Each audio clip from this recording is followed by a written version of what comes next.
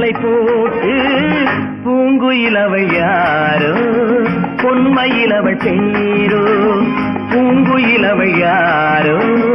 பொன்மையில் அவள் பேரோ பாடினாள் ஒரு பாட்டு பாலிலாவினில் நேற்று ஓடினேன் அதை கேட்டு தேடினேன் வலை போட்டு பூங்குயில் அவள் யாரோ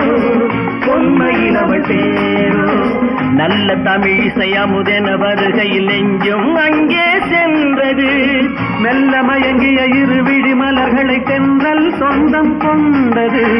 வெள்ளிரதமென உருகிய பனியினில் பெண்மை தெய்வம் நின்றது உள்ள